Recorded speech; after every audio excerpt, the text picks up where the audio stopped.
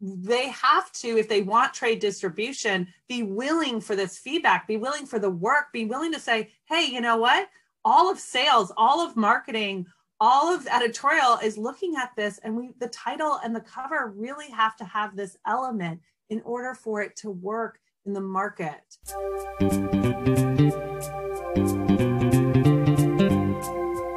Hello and welcome to the Innovative Mindset Podcast. I'm your host, Isolde Trachtenberg. On the show, I interview peak performing innovators in the creative, social impact, and earth conservation spaces who are working to change the world. This episode is brought to you by Brain FM. Brain FM combines the best of music and neuroscience to help you relax, focus, meditate, and even sleep. I love it and have been using it to write, create, and do some of my deepest work. Because you're a listener of the show, you can get a free trial. Head over to brain.fm/innovative mindset to check it out. If you decide to subscribe, you can get 20% off with the coupon code Innovative Mindset, all one word. And now, let's get to the show.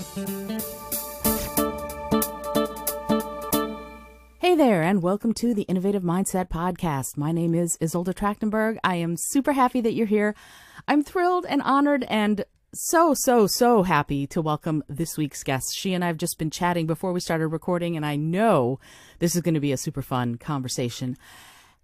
And you know what, Angela? I didn't ask you exactly how to say your last name, so I'm just going to try it. Angela Engel is an entrepreneur and book publisher expert with over 20 years of experience in the publishing industry.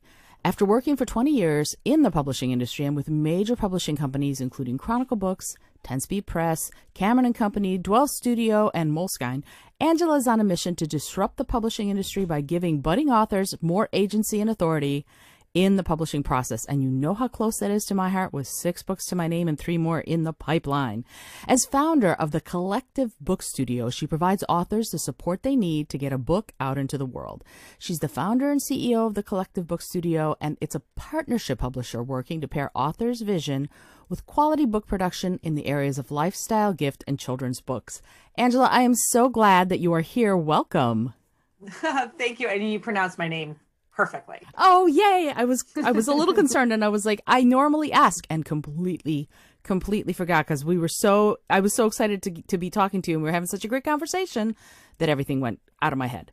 So first of all, wow that you're doing this. We were just talking about the fact that there are authors, so many authors like me, the DIY people who are self-publishing, who've been crying for what you are offering. You're building a name for yourself and the studio and the Chronicle Books Studio in publishing, and you're doing it in a way that's really, in many ways, disrupting the industry yet again. I would love if you would talk a little bit about what you are trying to do. What is the mission of the Chronicle Books Studio?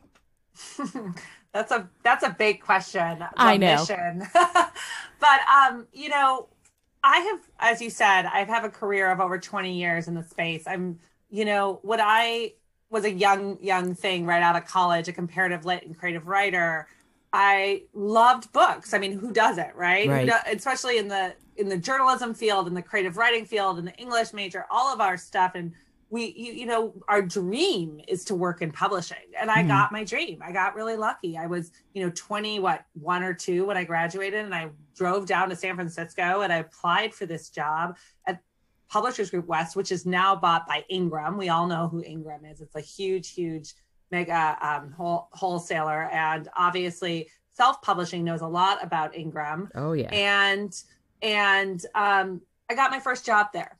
And in that was like this champion of independent presses and small presses. And I actually had a great boss. Her name was Trig McLeod, and she came from Broadway Books in New York. She had been Cindy Crawford's publicist. And I think she saw in me, honestly, this young thing, that I could do what I wanted to do. But she sort of was like, I'm going to sort of mentor you and let you ride the wave. And I got to ride 2 campaigns with her. One was The 4 Agreements, which was, as we all know, a New York Times bestseller and continues to be an incredible book. Sure. And then the other one was when 9/11 hit, was Noam Chomsky's book by 7 Stories. And watching her champion these small independent presses become New York Times bestsellers was just magical, right? Because because you brought in your editorial, your publisher, the writer, like all of, and then distribution and all the ways to make this successful and honestly compete with the big 5 publishing houses.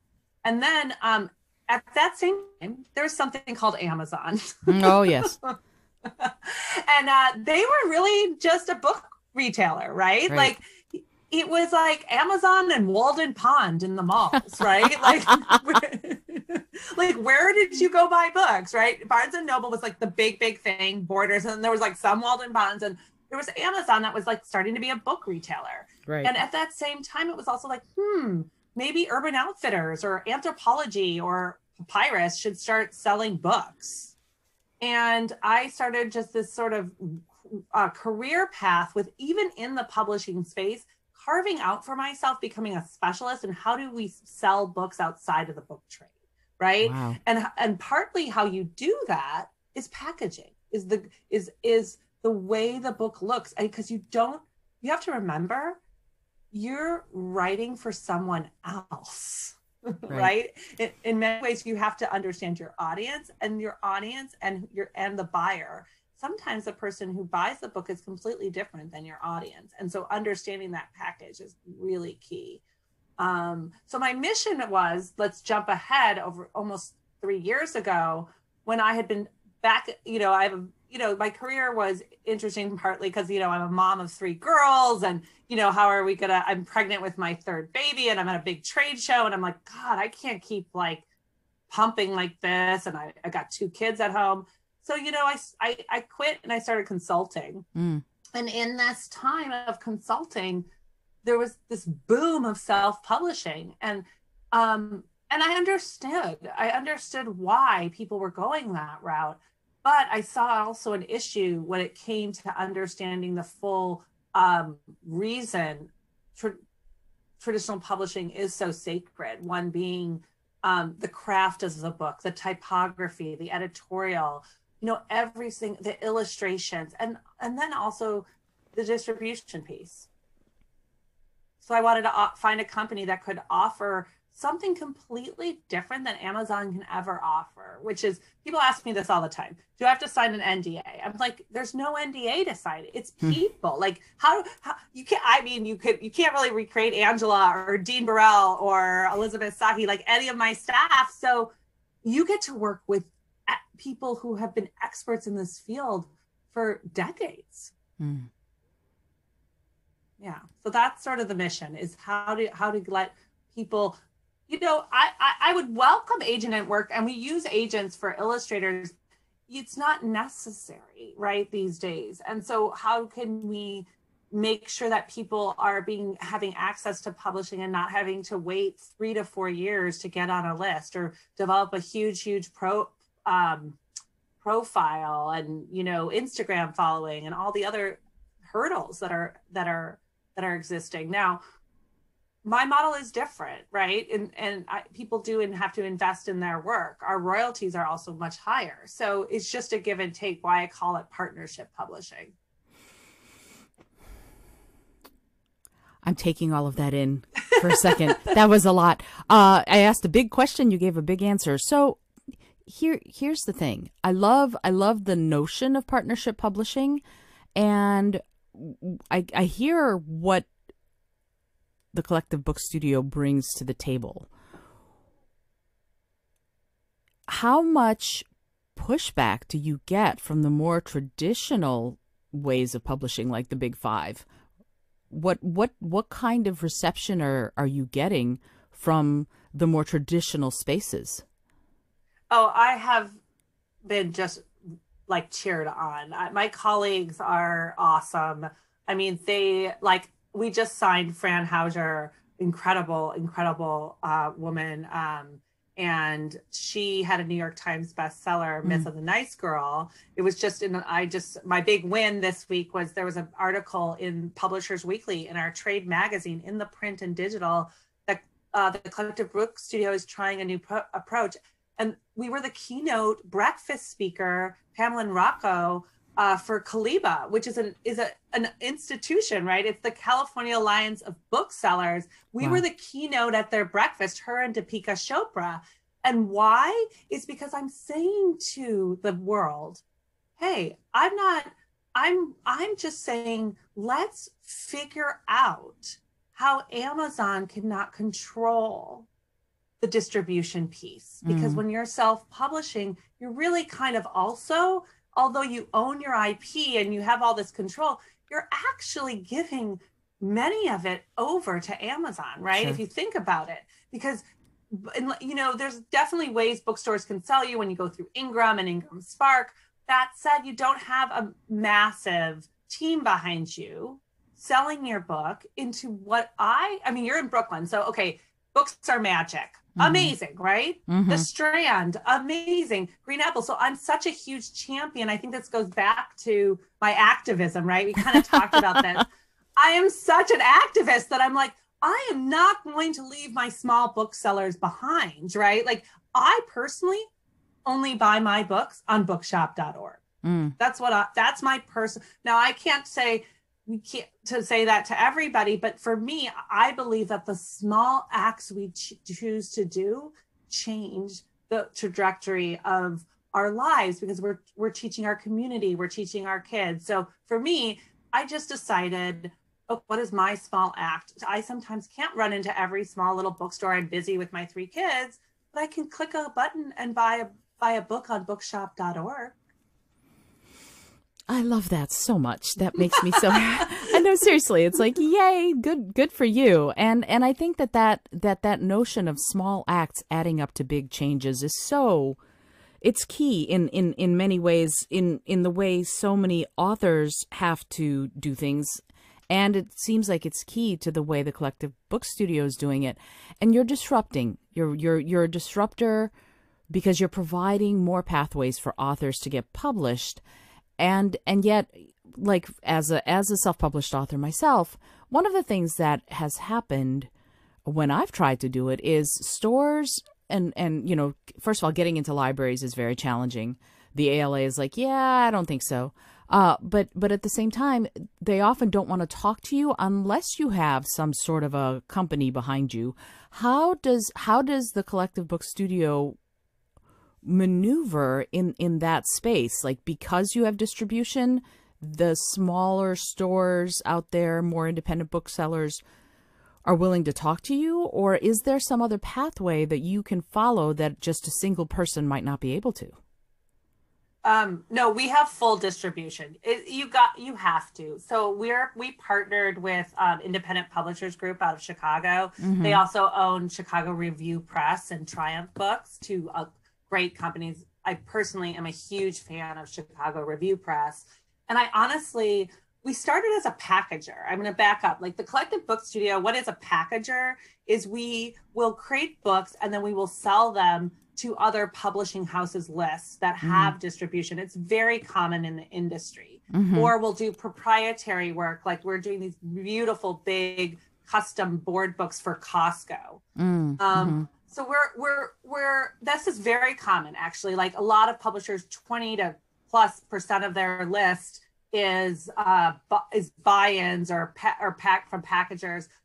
We also create creative content. We have a whole series called The Secrets Thoughts Of, and it's just us writing it. And it's like in the cats and dogs. It's really cool. So what I said in this article at PW is that we act actually very similar to a traditional house. So when I connected with Joe Matthews, I'm already saying, hey, we are traditional publishing. We have content to fuel our trade list that you're going to get revenue on. And in addition, I'm going to bring incredible clients with me that we vet, that we have, that they have a lot of say, but ultimately they're coming to us. So, like, it's not like, okay, I want this cover and it's this crazy cover with a bunch of purple volcanoes all over it. And we all, you know what I'm saying? And right. like, we're like, okay, that will never work.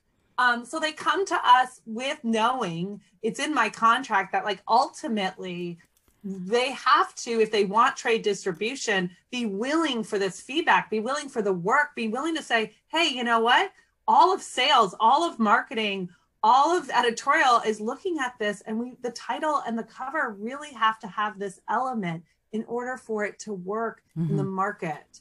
And all my clients are grateful for that. They understand that from the start. That's why I also say our clients choose us as much as we choose them, because again, in a partnership, I think we talked about this before the podcast, you're kind of all about creative collaboration, Sure. which I really love that you said that, because that is sort of my mission, is that in a partnership publishing house, we have to agree and go together towards that end product. And I think that there are some people who have been frustrated in the traditional space because they feel like, oh my God, I didn't even have any say.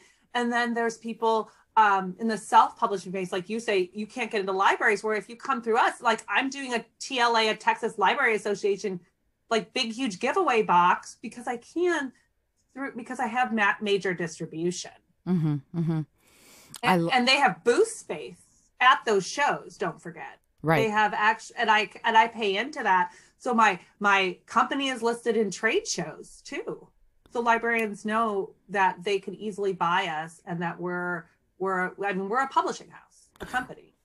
And it's interesting because what I kept thinking to myself as I was listening to you talk was, you're vetted. Like, they know that you will give them quality books to put in their libraries, or to, when you distribute them, or all of that. That's something that a lot of sort of self-published authors don't have. They don't have that space of, someone already knows me, unless you're, I don't know, Scott Siegler or something, before he signed with whoever it is he signed with. When he was putting his stuff out, people knew that his books were good and that they wanted them. Whereas for most authors, it doesn't seem like it's like that. So as I keep coming back to this word disruptor, and you are changing the industry because of this partnership model, I was wondering if you could talk a little bit about what that actually means to you. What does being a disruptor mean? And what are you disrupting exactly? Yeah. I mean, I think I'm going to go back to Fran Hauser, because she said it the best, way better to Publishers Weekly this week, right? Then they quoted her, which is that sometimes it makes sense to go with traditional publishers who takes the financial risk. And sometimes partnership publishing makes sense, especially when it's time sensitive. I'm open to both models. And what does that mean to me when she said that, and I read that, and what that means to me is that I think we need to be open to both models, because there's something called owning your IP, right? That people are sort of upset about in this traditional space, where, hey, if I go with a traditional publisher and I own all this IP and I got to sign over my rights, but I want to create, characters for Netflix or whatever else your dream is to do with it. My model is disrupting the space, because basically I'm licensing in some way for only a certain amount of years their IP. So this is how we work. We create a creative fee, and sometimes people don't want trade, right? And it's just packaging. So we have definitely projects that are on our list that we just make books for companies, and they get a beautiful book and we're done. Then there are about 60% of our clients who really would like to be seen in the Strand and at the Library Association. And so they sign a distribution deal with the Collective Book Studio as part of our imprint, but I don't own their IP. I don't own that for life. That is that's the disrupting piece, right? Is that I'm actually saying to publishing houses, why are we so scared of owning this for a lifetime?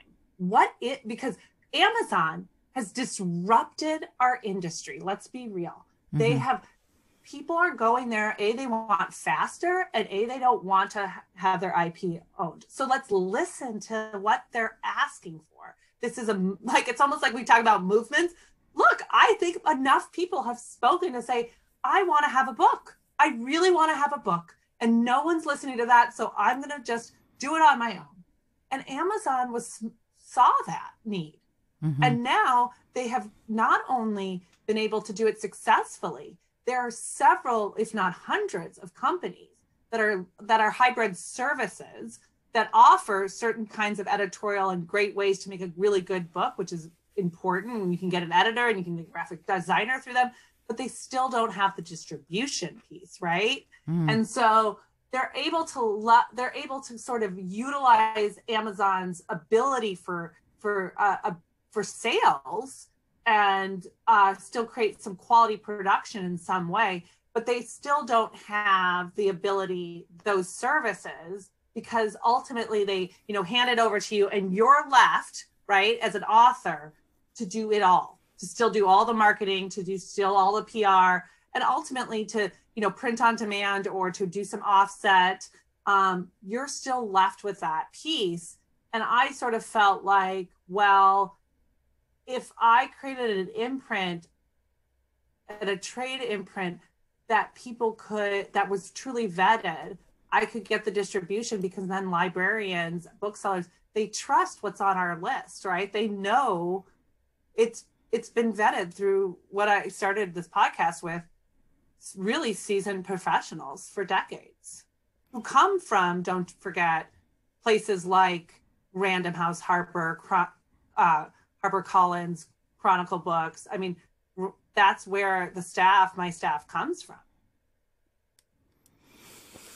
I keep having to take a second and take all of that in. Yeah. We were chatting about earlier how this is just like having a cup of coffee together. So imagine that I'm taking a sip of my soy latte right now. I love that you're talking about the aspect of it that you're giving this opportunity to people to not be holding the entire bag, because there's this notion of playing to your strengths. My strengths, perhaps, are the writing. They may not be the marketing and the PR and all this other stuff. And I feel like for so many professions, we all have to wear a cajillion hats. I have to be my accountant. I have to be my marketing person, my PR person, my this, my that, my the other. And sometimes I don't want to. Sometimes I can't. And I'm talking about the general I here. So you're offering this, and you started it with the hope that you could, right? That I think I can, that I'm going to, partially because you have these seasoned professionals, but something in you seems like you're just like the eternal optimist, like, I'm going to be able to make this happen and let's go. So can you talk a little bit about that? Like, how does as the CEO of this company, how does your state of mind affect the process, affect your collaborations with the people on your staff, and also your collaborations with the authors that you take on? Oh, I love this question. I mean, mindset is everything. It's everything. What a great question. I mean, look, entrepreneurship is hard. When you ask me, how do my colleagues feel in my traditional space? I'm going to go back when I first started the company, because now, of course, they're applauding. Of course, I'm getting this, like, and even in the very beginning, I had really, I in confidence, I called a friend of mine who was high up at Random House, and I called a friend at Simon & Schuster, and I called a friend at Chronicle, and all of them were really, really supportive, but they were also like, Angela, we could not offer you distribution. Like, you got to go get like $1 million in backlist sales. So I had to say, okay, it's not like I snapped my fingers and I was like, because when I first thought, okay, I'm going to snap my fingers and it's going to be pretty easy to get distribution with Ingram. No. And I'm an insider, right? It was not easy. There were a lot of no's. There were a lot of, like, honestly, I'm going to say this, but it's really true. And I'm going to say it because I'm a woman in my 40s who's climbed really high into my career before I was even 30. And there are a lot, especially in sales, old boys clubs. There just are in the industry. And it felt like I constantly was like, oh, that's nice, but you're kind of young or you're kind of naive. And and then I'm in my 40s, right? And I'm like, wait a second, I have spent 20 years of my career and you're still treating me this way? I'm like, oh God, no. So you know what I did? I just said, I'm just not gonna listen anymore. I'm going to internally, I actually have said this on so many times to myself, to my friends, on other podcasts. I am going to just have this mantra: change starts with you. And if I have this mantra for myself every morning or when I'm feeling stuck, and I think change starts with you, I can do anything. And so when you ask how I lead my team, is I lead my team with that idea that like, okay, you're feeling frustrated, or okay, a client is not doing right, or okay, this is not going on schedule. What can we change? What is it about you? What is it that we need to do? What is it that I need to do to move this forward on this project? And I think my team and my clients would say, the one thing is, even when I'm stuck, I use that as an optimism piece, because I know that in my own 20 plus years, there has been people who have not believed in me. And I just have to let that go. You know, like you just, and when you do, you surround yourself. Like, look, I'm here today on your podcast because I surround myself with people who do believe in this power of lifting others up. Yeah, absolutely. Again, I'm going to take it in for a second. No, because we were talking a little bit earlier about my mantra, which is creativity, compassion, and collaboration. And that, it seems like I can almost go, well, Angela, that seems like it's kind of your mantra too, that this notion that you're working in this very creative field. And you also have that analytical side too, that has to keep sort of the all of the bowling pins in a row, if you will. But compassion is another word that I'm hearing from you. Compassion for the authors, compassion for the process, compassion for your people on your staff. That it's very sort of purpose driven, but also heart centered, if you see what I mean. And I'm just wondering a little bit about what that means to you, what leading from that space means to you, both if you don't mind sharing, both in the business world and also in your personal life, because in many ways as the CEO you sort of have to figure all of that out. How are you going to divide the 3 girls that you have, you know, that you're a mom to, your relationships, all of that, and how do you align that with the business that you're responsible for running?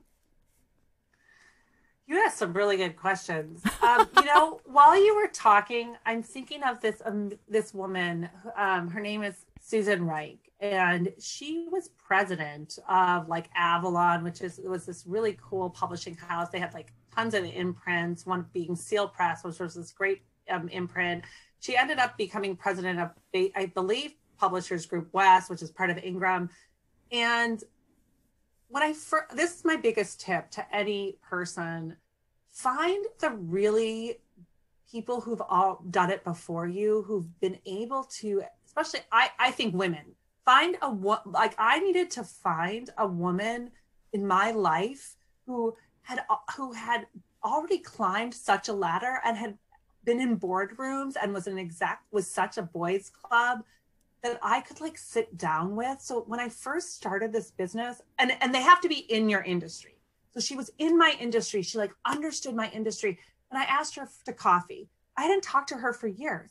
And she took my coffee, right? And I was like, it's so excited. Like I'm 40 plus, and I felt like I was 22 again, right? And she met me for coffee 3 years ago.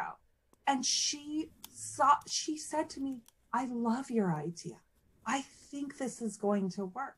And it was like that moment for me. And I actually re-emailed Susan, like about once I got once I got Fran Hauser, and I told her, and we're going to we haven't seen each other with the vaccines all now rolling out. Like once everyone's fully vaccinated, we'll make a time to go get coffee again. But why I said this is you're asking me, like, remind me what my question is. I got on a little tangent, but I know that I'm stringing it together. Do you want me to remind you?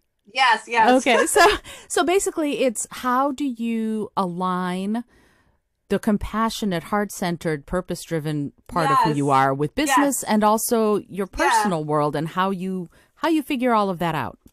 Okay. So this is my connection here. So Susan going out for that coffee, right? It's in some way taking her time. I'm not paying her, whatever. she's showing compassion. She's like, I remember this young 22-year-old sitting at the Xerox machine, working hard for me, right? Making sure my company succeeded, like really caring about my books. And she now took that moment and had compassion when I said, I really need some advice, right? And so I think that those things, I lead with those things because I recognize that those things about the human spirit, the human life, like when we show compassion to another human, right? When Susan shows compassion to me, it's almost like I'm a candle and it gets lit, my fuel, and then I have time to just give it to somebody else. The issue is when we need to keep passing that on to people. It's almost like, how I do it is I have my little group of people, and when I'm feeling a little like, ooh, my flame's out, it's not as high as I need it to be, I go to the people that I know I need to refuel me so that I can refuel both my staff, my clients, my business. And then in return, that does creep into my home life, right? Like I am not so good at R&R, to be honest, and either is my husband. He's a small business owner himself.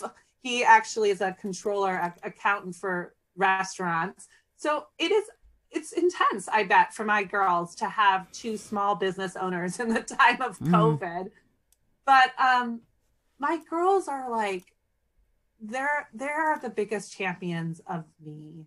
Like my girls, for example, when my oldest, who now is about to turn 13, she knows her mom from 14 weeks old. I mean, she doesn't remember, but she remembers as she got older, that I was always traveling. I was on the road every other month. Twice a month, every other week.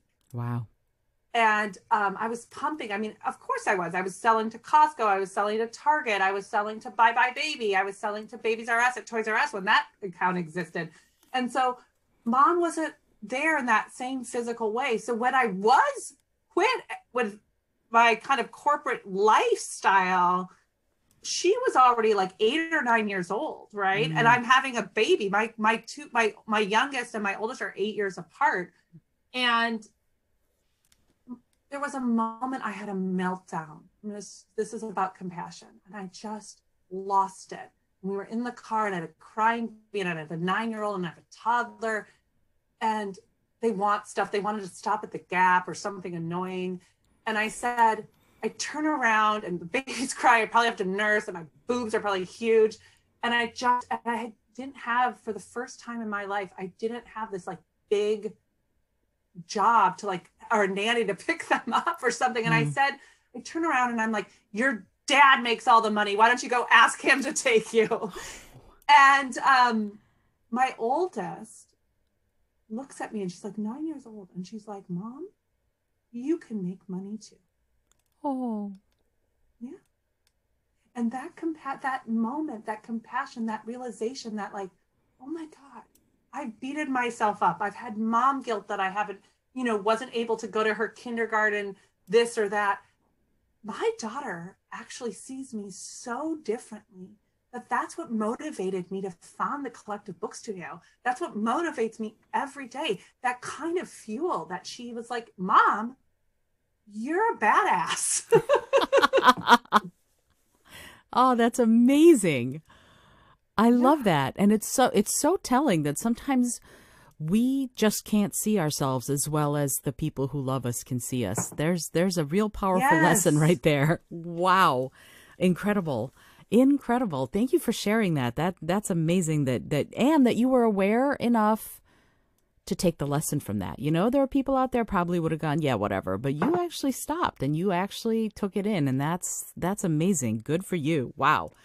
Oh, thank you. You're the first who actually said it that way. I appreciate that. I really do, because I did take it in. And I guess that's a tip if people are listening, like take those small moments in, because you know what I realized?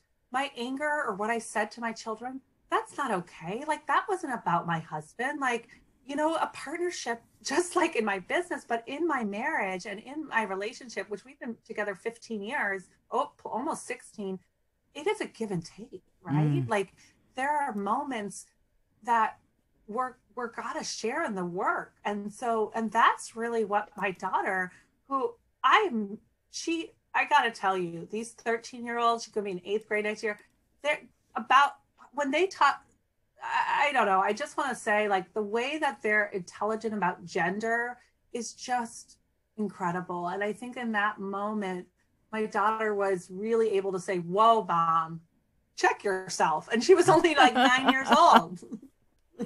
And she said it in the way a 9-year-old would, right? She right to the point. Yes. I love that. I'm so glad that you're raising such aware kids. Good for you. No, because honestly, I spent 20 years working. I worked at NASA for over 20 years, and I was traveling and teaching kids how to save the planet. That was my job. It was awesome. And you see 7-year-olds teaching college professors, because the college professors think they know everything, but the 7-year-old is the one who actually does. It's really quite it's quite something. They were able to do it. They were able to teach them these valuable lessons. And that brings me to a question that I would love to chat with you about. This notion of teaching others, of showing compassion, and also just giving back, I guess. What is your thought on that? Because I know that your business and you personally, you're a philanthropist, right? So what role does giving back, does philanthropy play in your business model, and also for you as the CEO of that business? Yeah.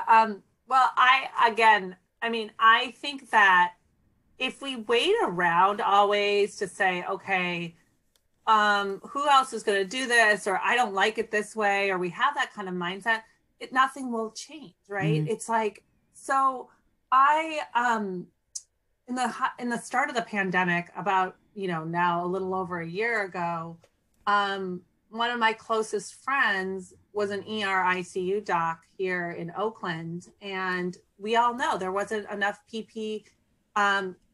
There was not enough medical face shields for our frontline workers. And instead of me sort of thinking about, well, gosh, what am I going to do? What can I do? I'm a publisher house. I thought, you know what? I'm going to link up with one of my friends who's a small business owner herself, who's out of work, a fabricator.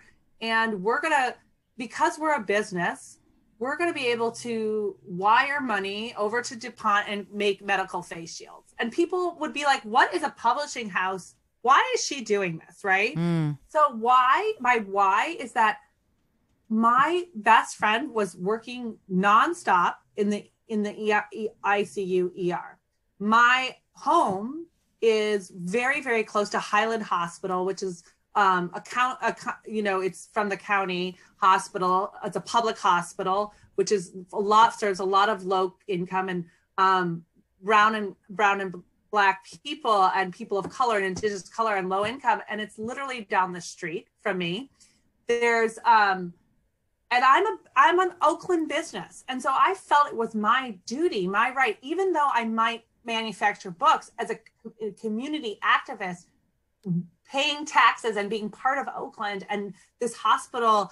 And my friend wasn't at that hospital, was at a different one. But then I really sort of networked myself to San Francisco labor and said, hey, what do we need? And the clinics around here, from Santa Clara County low-income clinics and to the Navajo Nation, because it grew, right? We're not just our nuclear small business and our little area. You start small in your community. I guess that's my biggest advice. If you don't know where to start in your community, and it will grow. Like all of a sudden I was getting pinged by friends who had connections to the Navajo Nation.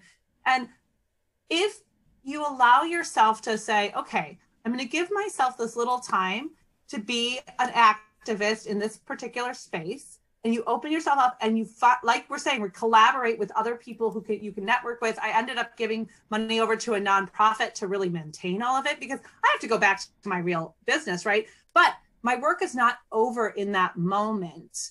that's one side. So what's my next project? Like, I'm working now on a book where we did a big I Fund Women campaign, and our goal is to distribute and sell thousands and thousands and thousands of copies of this little tiny book, which is called Eat Cake for Breakfast, which who doesn't want to eat cake for breakfast?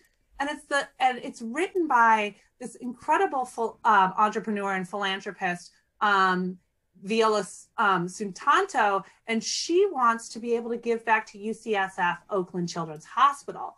And we connected during the pandemic. We went on a walk, and her daughter had a rare bone condition, and she needed to get treatment at UCSF, and she wanted to be able to give back to this hospital. And so I said, well, I'm already manufacturing books. I already have staff. I already have people and the mass distribution. If you want to run an I Fund Women campaign so that we have money to manufacture this book, I'm happy to provide, my marketing team or PR team and operational team to get this book into the world.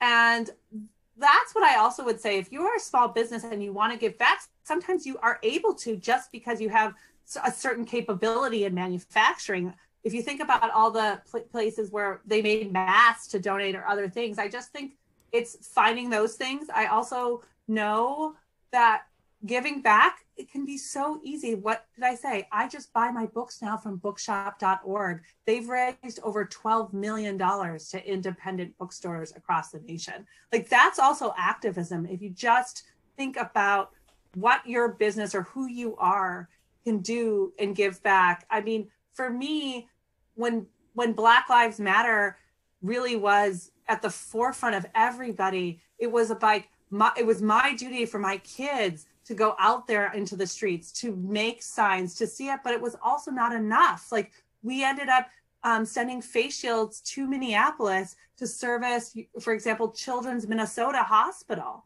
to help people during the riots. Like, I just think, what is my take back? Like, I think that if my company, there's only there's money, but you can never, ever buy time, and you can never buy humans. And like, I guess that's part of my philosophy in life. Like, you could have all the money in the world, but that does not give you back your people and your time. And that's what I want to see when I'm old and gray and maybe sitting on a beach, is like what I've been able to reflect, who I've touched. I mean, that means the world to me. That's my personal thing. So my company, I mean, I do books, I do stories. Like, I'm grateful every day what I do, because I do think words change lives. They create movements. For sure. For sure they do. And I'm, on behalf of authors everywhere, I'm so grateful that you are doing what you're doing. It's amazing. So I got really passionate there. I know. I love it. I love it. Okay. I love it. What did I just talk about? No, this is great. I think it's so important. No, because we are not just what we do for a living, right? Yes, and if you can, to me, the most successful person is the person who does what they love. And then there's a wonderful quote by, in the book Gibbon's Decline and Fall by Sherry Tepper. And it's my favorite quote. Like, it's what I live by. And it's a little bit of dialogue, but I have to tell it to you in case you've never read the book. It's about a woman who has since died, but she started a movement, and somebody's talking about what she used to say. And this is the quote: "Find your sun-warmed stone," she used to say to us. "Go there, build your house there, and then lift others up." I love that quote so much, because that notion of, you can do it. You can start your business. You can write your book. You can. And once you've gotten to that point, help someone else, and it sounds to me like that's exactly what you're doing, Yes. So, oh my God. I'm doing a party dance over here in my chair. Like, I love that quote. Yes. That's it. Once you've done it, pull others up. That's what we can do. We can help those coming after us. And so having said that, brass tacks here, Angela. If somebody says, I've got a book in me, or I've written a book or whatever, and they want to find you, what are the steps to getting involved with Collective Book Studios? What would you say someone should do when they want to do that, when they want to reach out, when they want to follow you, when they want to say, hey, could we work together? Yeah. Well, this would be my advice in any publishing house, whether it be mine or you were a poet and it was edgy, and I would maybe recommend go looking at Soft Skull Press. Like, look at what we already do. Mm-hmm. That is really key. So read, like, what is lifestyle? What is children's? What are gift titles? We have a titles page. Who are we publishing? Follow our authors and follow us. I think that will give you a good sense. Like, do you think you're going to be a right fit for our list? I'm very into education. I'm very into parenting and to career development. I have a beautiful book coming out on labor and delivery. Of course, I am a mom of 3. But how we even package this labor book is very gifty. Like, my goal is bye bye baby here. Like, looking into really. So kind of look at our books and think about, are we the right fit? If you're writing a novel, like, that's not what we do, right? Mm-hmm. So it's necessarily not, I'm not going to be able to really help you there. But if a memoir we also don't do. Now, I'm always willing to slide into my DMs, right, which is at the Collective Book Studio, and I'm happy to give ideas on a place for a memoir or for a novel if I can, because have been in the world for so long. So I have 20 years, and I might know a small independent press that you're not thinking about. And I think that, so for us, I love food and wine. I love diet and health. I love anything travel, full visual, children's. Think about how that book is going to be structured. And if it's not full visual, then it should really be in the self-help, career motivating, parenting space. But the business, it's not hardcore business. Does that make sense? That's not really my genre either. Mm-hmm, it really is. We're really a trade house. We're really trade publishing. We're not going to have a big academic reach. And some people may prefer to go to an academic press, for example, like UC Berkeley or something like that. So I think I think it's really about knowing what your why is and what your purpose is and what you're trying to achieve with your own book, and then approach us. And I'm always, willing to take a look. There's no cost for an author for us to look at it. It's a submission process. Right. Absolutely. And I thank you for that. A lot of people don't know that very specific and very good advice that you just gave. Look at the imprint, see what they're already doing, and see if you would be a fit there before you even pitch them, which I think is so important. And I have just a couple more questions, because honestly, Angela, I could keep you here for the next 6 hours and we could just keep chatting and order more coffee. Well, I do want to know more about your NASA days. I'm like, wow, that's a story. Come on, aren't you going to write a children's book with me? And we do need more women in STEM for sure. Oh. Well, and that's that's what I did. It was earth science, and my job was to go in and make dirt fun. That was what I did. Oh, girl, oh my God. Well, we could talk for 6 hours, but really, obviously we need more women in STEM. So I applaud you there. And I know I'm going on I'm not a total tangent. You did bring it up, and I'm very curious about it, actually. Well, we'll have to have a virtual cup of coffee sometime. No, the thing about NASA, and one of the things that what you do and what I do, where it intersects in some ways, is because I would go into places either teaching kids or teaching scientists how to speak to kids. A lot of it is they speak very eloquently, but they speak at very high levels, and 8-year-olds are going, you said what? Or they check out. And so my job was to help scientists learn how to speak to 8-year-olds in a way that the 8-year-olds would find fun. And so then I took that and I wrote a book all about it called Speak From Within. So see, now I've put it all back into the publishing realm about how we can communicate in a way that will be really, really effective, particularly if we don't know how or if we're nervous about it. So when we're talking about that stuff, when we're talking about NASA, or when we're talking about, writing for kids, what I'm talking about ultimately is communication. And so for you, with what you're trying to do, with what you're already doing successfully, it seems like, what are your goals 20, 30 years from now? What do you want to see in the publishing industry from Collective Book Studio and also perhaps the industry itself? 20, 30 years. Okay, so I'll be, what is that?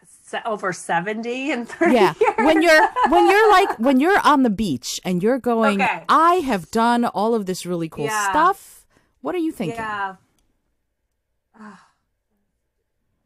I want a New York Times. I want a New York Times bestseller. I want to see a time where independent publishing, women-owned pub presses are back on those bestseller lists. Like it's 89.9% big houses at this point. And the big houses just are getting huge, bigger. I mean, they're just all buying each other up. They're buying imprints. And I guess I believe in the power of like community and words. I think I need some of the more famous writers that might not need the huge advances and want to try something completely different. Like I'd almost like need them in partnership with me. But I think that's possible. I think that people can work with us in a way where you can get still a traditional deal and there's still some books that will make sense for your traditional house. I think I want to disrupt that industry idea that like, you have to stay all the time in traditional house. And if you don't, you're going to get like blacklisted, right? Like what? Or like I self-published and I can't now get a publishing deal. What? Like that doesn't make sense, people. Like let it go, because in the end, let it go, because the media, like if you have something to say and you're a nonfiction author, like you have something to say and you deserve to say it. Like, I don't think in 30 years someone's going to go, oh God, I had a self-published book and God, I could never get a tradition. Like, no, like stop all of that kind of competitive attitude. And instead, let's figure out how we're going to still maintain, right? This is really key. For me, the reason I am still very picky about the submissions is I have concerns with self-publishing for sure. There's things like blinders people have where you may put something that it could be offensive, racist, those types of things. And without a traditional guard really looking at, same with media, right? Like without traditional media really looking at it, there's room for hate speech. We saw that on Twitter all over, right? Sure. We saw that across the board and what that kind of insinuates in our culture and in our communities. So if traditional publishing, we need to change, we still need to be guarded for things like that. And that's why I think if I look 30 years ago, I'm on the beach, maybe with you, Isolde, and we are like having a great champagne. And we're still saying to the country, like, you can't have hate speech. You can't have depictions of people in a certain light, right? Like that's what the Dr. Seuss Enterprises did and shelved 6 books and Random House agreed with them. And like, there still needs to be that guard, but why also does that guard have to control all of distribution? I have no idea why, and all of people's IP. And so maybe I'm hoping, whether that be Simon Schuster, all my colleagues were like all laughing because we've kind of decided like, we're going to change that mindset, that access, that snobbery that sometimes does exist in my industry. And I think the reason I'm talking to you today, or the reason sometimes I'm on Clubhouse, is that I want people to understand that there's people internally inside my industry that are not so snobby, that don't want to say, oh, only the elite have access to publishing. That's not okay. Once again, I love that you said that. Well, it's true, right? Like, you don't have to be a celebrity to get, like, why are celebrities getting a cookbook and someone who's been a chef and got a culinary studio and is a writer for, you know, even like top columnists in journals are not getting published? Like, that's not okay. Well, and that's the thing, is that you, with your company, are offering the opportunity for people to do that. You know, I mean, that to me is sort of the key takeaway for me here, is that that's where you're disrupting, you know, that's where things are really changing, and more power to you. I think that's incredible.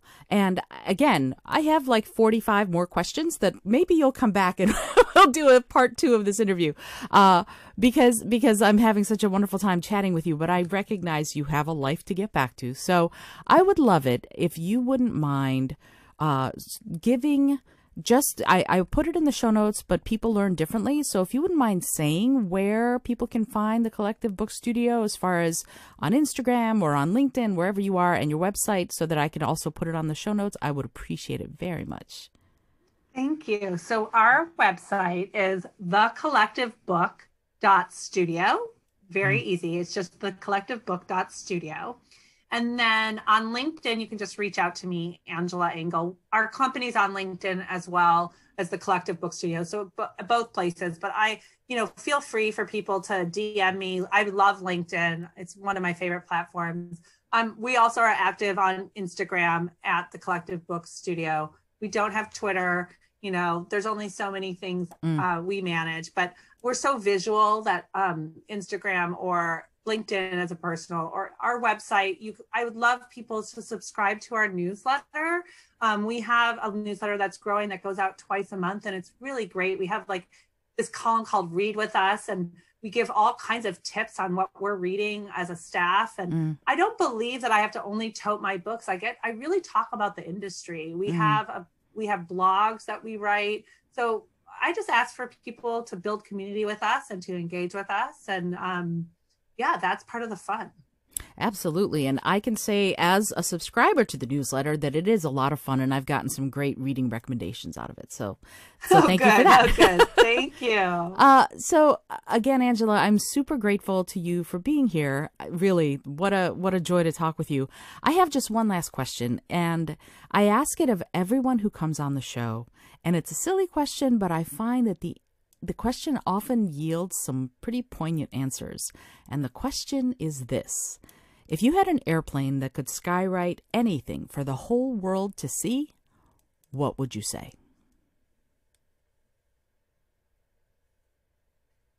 Change starts with you. Ah, your mantra. Yes.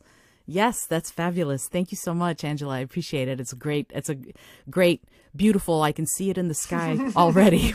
Wonderful. Me too. I've never been asked that question. And oh my God, if that actually happened, I would, over my house in Oakland, I would just be smiling. I am smiling ear to ear right now and looking out at my porch and my blue sky. I can imagine that. No, I know, right?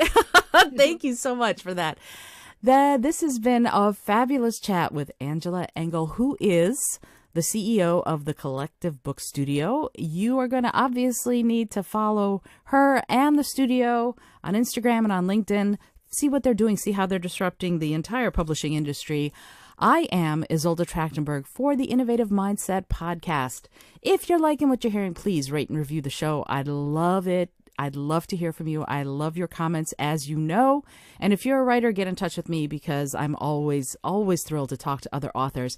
Until next time, this is Isolde Trachtenberg again, reminding you to listen, learn, laugh, and love a whole lot.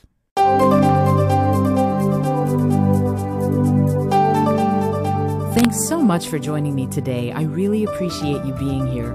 Please subscribe to the podcast if you're new.